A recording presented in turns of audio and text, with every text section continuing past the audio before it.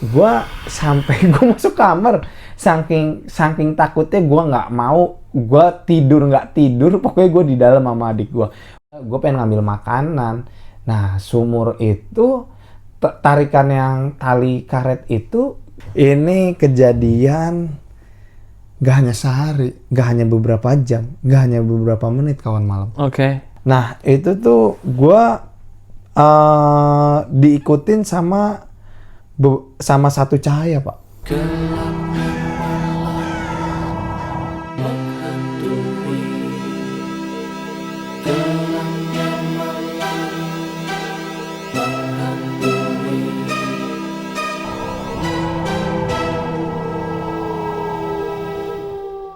Balik lagi di gelapnya malam. Jangan biarkan kegelapan malam sampai menikam. Wih, balik lagi kawan malam sama kita yang akan menemani kalian di masa-masa santai. Benar. Dan kali ini episode spesial ya, karena di kali ini itu semua ceritanya bakal dari Jahit, karena kehidupan gua sama Jahit itu ternyata lebih hororan kehidupan Jahit. Banyak cerita-cerita yang cerita-cerita horor yang gua juga gak bisa ngebayangin kalau misalkan ya gua ada di di kejadian itu tuh gua gak bisa ngebayangin gitu. Bakal gimana? Nah, kebanyakan juga kejadian tersebut tuh di dalam rumah. Nah, balik lagi. Iya, balik lagi ke rumah. Ya. Rumah kalian horor atau tidak? Nah, semoga sih enggak ya, iya, karena enggak. Rumah kan rumah itu harusnya tempat ternyaman, teraman, benar, dan ada orang yang kalian cinta pasti. Iya, pastinya di dalam. Betul. Dan sekarang mau mulai dari mana? Yang mana? Mungkin yang kejadian-kejadian kayak suara dan gangguan-gangguan benda-benda yang sampai bergerak, Pak. Oke. Nah, jadi gua tuh kita balik ke masa kecil gua nih. Oke. Gua tuh dulu tinggal di rumah itu nggak full keluarga. Maksud gua emang ada beberapa yang rantau di Jakarta. Terus posisinya waktu masih kecil tuh bokap sama nyokap gua kerja. Nah, gua tuh sering ditinggal berdua sama adik gua. Nah, adik gua tuh posisinya di masa-masa kecil gua tuh kayak gua SMP, dia SD. Gua SD, dia kelas 1, kelas 2. Jadi kayak ya bener-bener bukan kayak lagi, emang kita berdua ya gitu ya. Ya seringnya tuh kayak ngerasa diintimidasi oleh hal-hal yang horor di dalam rumah itu.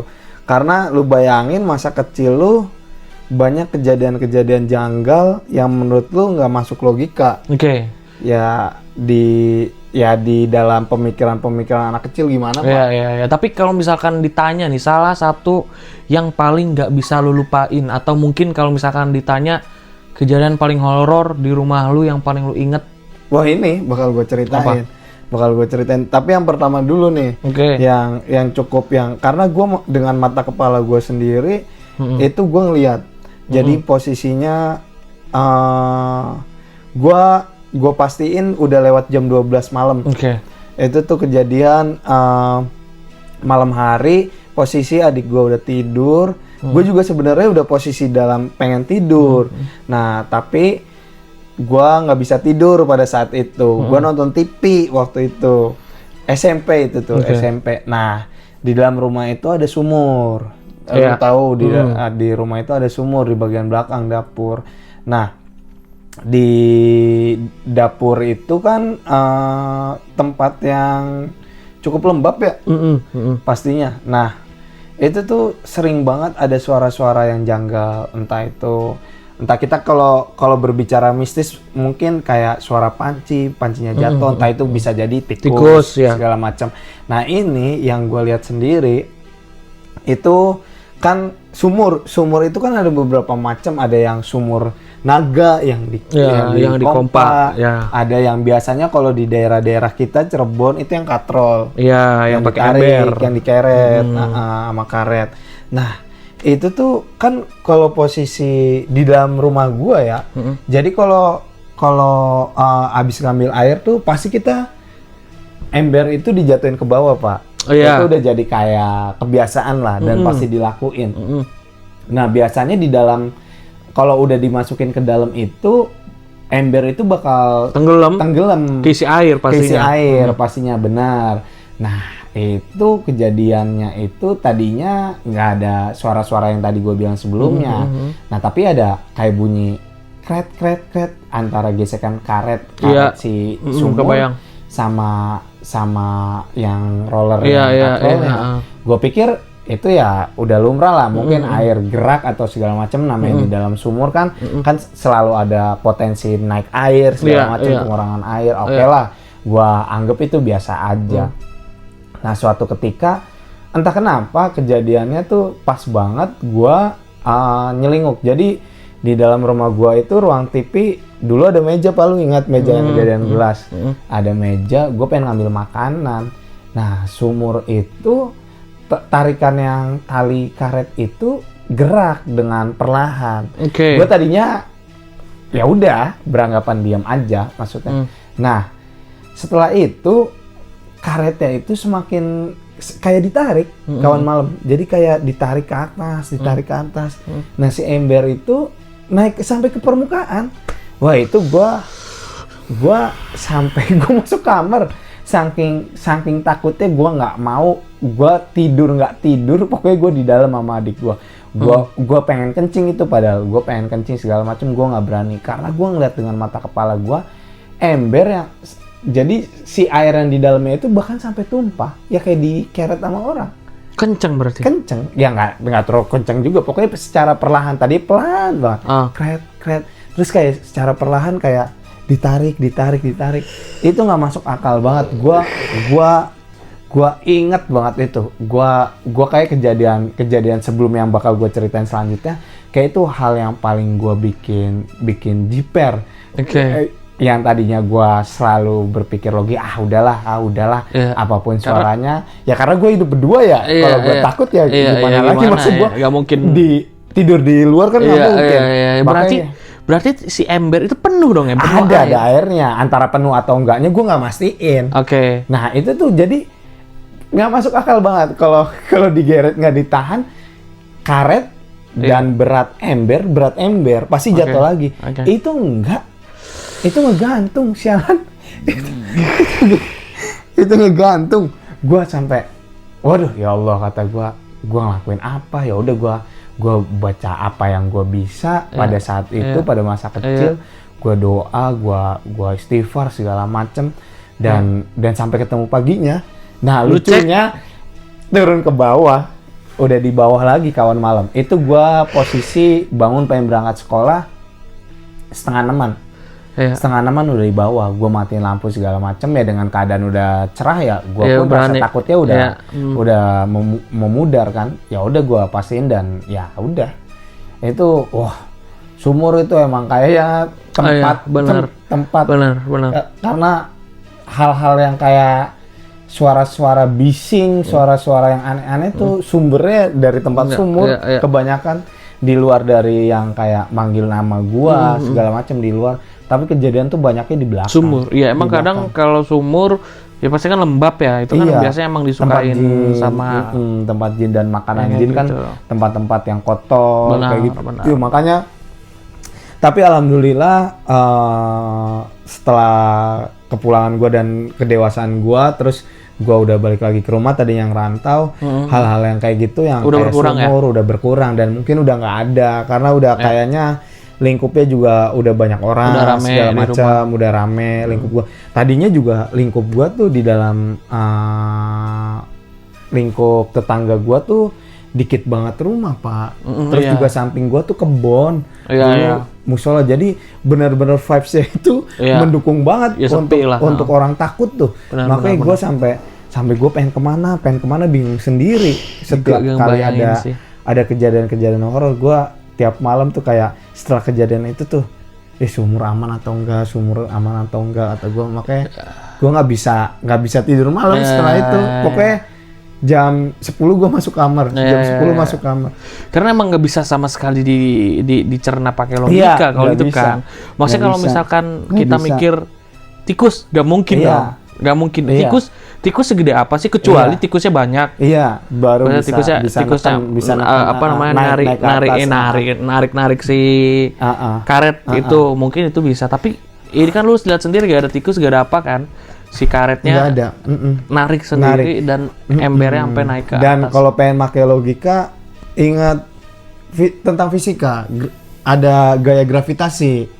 Iya, karena kan si embernya berat. Iya, ada isinya. Benar, masalahnya ada isinya. Pasti turun ke bawah. Iya. Itu emang udah nggak bisa dijelasin, makanya gue udah berasumsi dan meyakinkan diri gue emang itu gangguan mistis. Oke. Itu sih Pak yang pertama. Nah, ini nih cerita yang keduanya. Iya. Ini kejadian gak hanya sehari, gak hanya beberapa jam, gak hanya beberapa menit kawan malam. Oke. Jadi di dalam hidup gua ada tragedi. Gua pernah kecelakaan. Oke. Pernah kecelakaan. Kecelakaannya cukup tragis. SMA ya? Ya, SMA. Kecelakaannya cukup mengerikan ya Pak. Ya, tahu. Cukup. Dia juga salah satu orang pertama yang cepat buat ngejenguk. Nah, itu tuh di entah genap seminggu, pokoknya hampir seminggu lah, 5-6-7 harian sebelum kejadian itu. Kejadiannya malam Jumat. Persis malam Jumat. Nah, itu tuh gua diikutin sama satu cahaya, Pak. Cahaya yang kayak gimana? Cahayanya itu bulat. Tapi dia abstrak. Cahaya bentuk bulatnya itu tidak benar-benar full bulat. Jadi kayak mungkin kalian tahu kayak lampu-lampu sorot. Nah, bentuknya kayak gitu, tapi dia lebih berantakan. Redup atau terang? Terang, cukup terang. Dan jaraknya itu, terbangnya itu nggak terlalu jauh, kawan malam. Oke. Nah, itu gue tadinya itu pertama kali ngeliat. Gue kan dari kecil gue tipe orang yang kalau lagi mikir ataupun lagi ngerasa dalam kesendirian, gue tuh pasti ngeliat langit. Di samping gue tuh ada langsung ngeliat ke atas, nggak ada atap, nggak ketutup. Ini berarti pertama kejadiannya di rumah? Di rumah. Nah, itu tuh gue ngeliat ke atas. Gue pikir pertama awal mula itu lampu sorot pasar malam. Nah, kan kawan malam mungkin yang lingkup di kita mungkin tahu kayak acara-acara konser, kayak gitu kayak. Nah, gue berpikir awalnya kayak gitu dan gue nggak ngerasain rasa takut sama sekali. Ya udahlah, oke lah. Nah, lucunya itu jaraknya itu dia tuh monoton Pak, konstan tuh Pak. Bergerak atau? Bergerak, dia bolak-balik antara ujung rumah gua ke ujung belakang rumah gua. Jadi kan posisi gue duduk misalkan seperti ini. Nah, di atas seperti ini. Posisi pertama dari rada jauh, dia ngedeket, terus rada ngejauh lagi ke belakang, ntar dia ngelewatin lagi ke depan. Nah, kayak gitu selama beberapa menit. Pokoknya selama gue di luar dia ada. Tapi lu pastiin itu bukan lampu sorot dari? Nah, awalnya gue mikirnya lampu sorot pertamanya. Nah, suatu ketika entah di hari kedua, ketiga, gue lupa. Nyokap bokap gue dagang di salah satu daerah. Lumayan jauh dari Pantura, lumayan jauh. Nah, ini gue nginep posisinya. Di warung? Di warung nyokap bokap gue. Nah, itu tuh awalnya nggak ada. Tapi pas gue begadang jam 12:30. Bokap gue ada di dalam, nyokap gue udah tidur. Adik gue juga tidur di dalam. Nah, itu tuh gue ngeliat. Jadi Pantura itu posisinya warung gue yang di arah ke Jakarta. Nah, gue ngeliat si cahaya itu secara entah secara tiba-tiba, entah emang udah ada, gue nggak paham. Pokoknya pas gue ngeliat ke depan, cahaya itu ada. Cahaya itu ada lagi. Ada lagi. Dia kayak persis, intinya dia kayak persis depan muka gue mulu. Nah, kalau misalkan diukur nih jaraknya berapa jauh? Sekitaran. Yang di warung? Yang gimana? Yang di rumah sekitaran jarak berapa? Dari bawah 10 meter. Kayaknya lebih 10 15-an. Lu ngerasain berarti cahaya itu tuh gede atau sebola, Pak? Sebola plastik, sebola glitter, bola sepak bola. Seukuran segitu. Nah, gue mulai janggal dan mulai ngerasa merinding itu pas di warung. Gue anehnya itu cahaya tuh gue diem, dia diem. Pas gue ke belakang, gue merinding. Gue ke belakang, gue buang air kecil, dia ngikutin. Itu benar-benar menurut gue gila banget gue. Tapi warnanya tetap sama, putih. Tetap sama putih. Itu gue belum cerita ke bokap gue nih posisinya ada di mana, ntar gue cerita. Gue ngerasa itu kayak udah, wah ini horor, bukan cahaya apa namanya, bukan cahaya penerangan dari lampu-lampu acara, sorot, entah pasar malam, entah korsel. Karena dari rumah lu sama warung lu itu jauh banget kan. Iya. Dan kemungkinan ada 2 acara itu sangat nggak mungkin. Maksudnya sangat kemungkinannya kecil banget. Kemungkinan kecil banget. Nah, maka dari itu pas yang nyampe gua ke kamar mandi, dia juga posisi yang ngikutin gua, dan gua posisi berarti ke selatan, kamar mandi gua ke selatan, gua masuk, gua keluar, dia ada di depan persis gua di atas. Deket. Gua itu udah merinding banget. Gua masuk ke dalam, tapi gua berdiam, dalam arti berdiam diri. Gua belum cerita ke bokap gua ataupun ke adik gua ataupun ke ibu gua. Gua belum ngomong. Nah, habis kayak gitu, ini berlalu ya Pak, hari yang itu tuh berlalu, pagi hari itu. Datang lagi pagi hari malam hari setelahnya lagi, gue nginep lagi itu tuh. Kayak berarti kejadiannya itu antara Jumat atau nggak Sabtu pas gue udah libur sekolah tuh. Nah, terus si bola cahaya itu munculnya di ini Pak, nggak begitu malam lagi. Jadi sekitar abis Isya lah, jam 7 jam 8. Ini belum berarti di warung. Di warung nginep lagi harinya tuh. Nah, itu tuh gue pengen belanja ceritanya, pengen belanja sama bokap gue.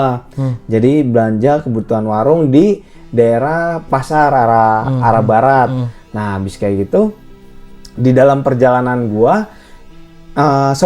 sebelum gue berangkat itu cahaya tuh ada lagi seperti biasa, seperti hari-hari sebelumnya.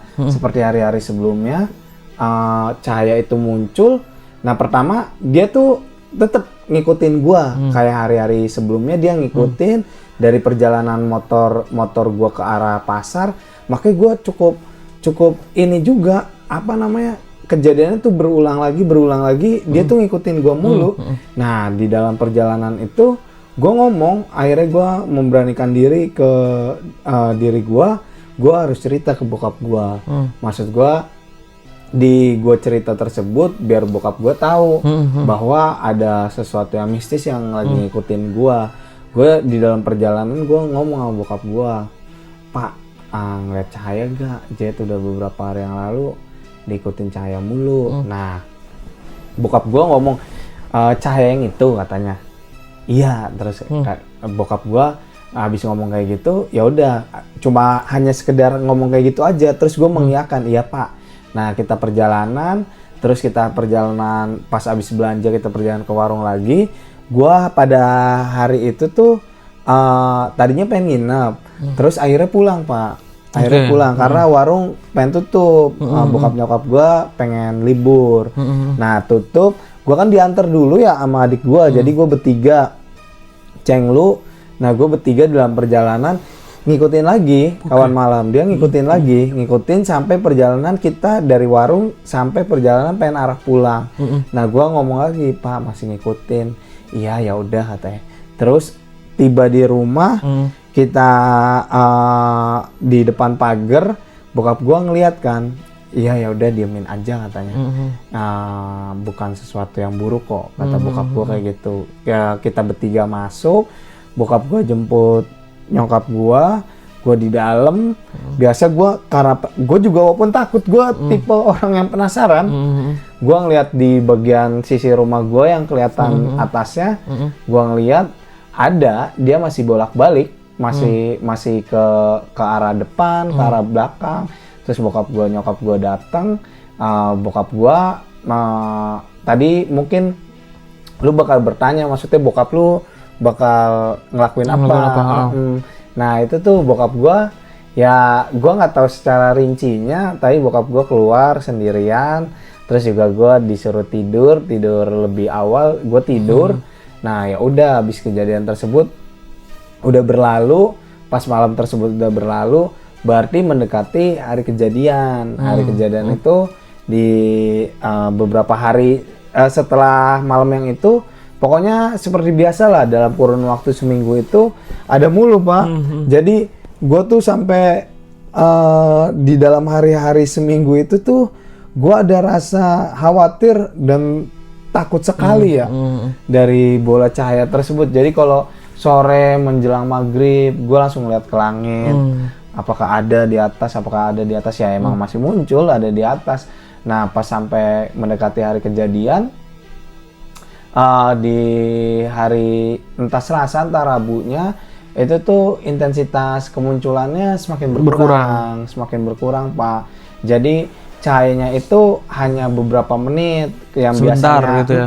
Yang biasanya dia tuh kayak mantau gua, dia hanya beberapa menit muncul terus tiba-tiba hilang, ke belakang terus hilang, ataupun ke depan dia hilang. Nah habis kayaknya kan kejadian gua hari Kamis. Nah Kamis itu malam Jumat itu gue kejadiannya maghrib, gue tuh kejadian kecelakaan. Kecelakaannya itu cukup tragis Pak. Parah lah ya. Parah.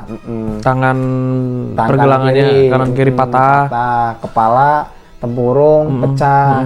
Nah itu adik gue pengen ke teman, pengen ngambil batik, pengen ngambil baju. Nah kejadiannya itu kan abis maghrib persis ya, 6:30 lah. Nah itu sebelum kejadian itu terjadi, itu tuh gue pas berangkat juga dia ada Pak, muncul lagi, tapi nggak lama dan nggak ngikutin. Nah anehnya tuh yang biasanya dia ngikutin kemanapun gue pergi, dia nggak ngikutin, jadi stay di depan pagar gue. Sebelum gue keluar pagar, gue ngeliat kan, gue berpikir ya udahlah, maksudnya udah beberapa hari ini, dan juga bapak gue udah negasin itu tuh bukan sesuatu yang buruk juga. Jadi gue mencoba untuk nilai positif, ngambil positifnya juga. Gue nggak usah takut-takut banget lah. Jadi gue cuek aja, gue berangkat sama adik gue. Terus kejadian, terus abis kayak gitu tuh, dari kejadian tersebut timbullah beberapa opini. Entah dari bokap gue, entah dari keluarga gue, bahwa cahaya tersebut tuh ini tidak mengkategorikan atau mengagungkan cahaya tersebut, yang nyelamatin diri gue ya. Pastinya Allah Subhanahu Wa Taala ataupun Tuhan kalian masing-masing. Nah itu tuh, jadi keluarga gue beranggapan dan bokap gue mengatakan bahwa mungkin itu adalah penanda dari kejadian gue, dari sebelum kejadian gue tabrakan. Dan ajaibnya juga pas kejadian tabrakan itu, lu sama adek lu dan adek lu nggak kenapa-napa ya? Adik gua nggak apa-apa. Padahal motor lu sampai hancur, ngelipet dari yang depan ke belakang karena dia ditubruk posisinya dari orang yang keluar jalur. Nah itu kejadian emang parah banget. Jadi di dalam, jadi posisinya di atas kawan malam. Jadi jalanannya itu posisinya di atas, di bawah itu ada pemukiman. Karena saking kencengnya suaranya, warga tuh banyak banget. Dan banyak kawan-kawan bokap gue juga, maksudnya yang jadi saksinya bahwa kecelakaan tersebut tuh memang benar-benar parah banget. Dan banyak yang berpikir ya kayak gitu karena emang parah ya. Allahu Akbar lah, dengan kebesarannya gue masih selamat. Terus juga banyak yang berpikir ya kejadian kayak gitu udah kategorinya udah lewat lah ya. Udah lewat karena udah parah banget kawan malam. Pokoknya gue mental, adik gue mental, gue juga mental keseret-seret, gue kan kebaret tangan, terus mungkin gue kepental, terus juga ketindihan segala macem, pokoknya hancur banget lah kejadian itu tuh.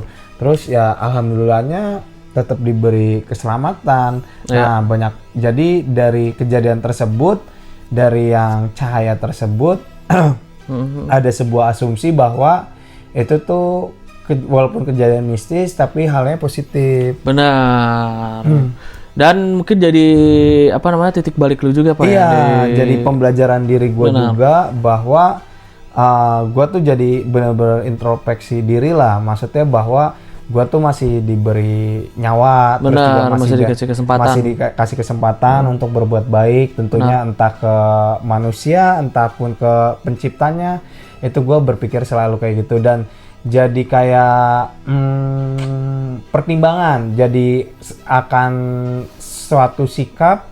Gue kalau ngelakuin sesuatu tuh jadi kayak selalu berpikir, oh iya gue tuh pernah kayak gini, gue tuh pernah kejadian, ya hampir lewat, kolaps pokoknya, karena gue nggak sadarkan diri satu hari, satu malam, terus juga kejadian tuh emang berimbas ke bagian kepala kan, maksudnya itu tuh benar-benar sangat-sangat jadi benturan keras lah dalam hidup gue.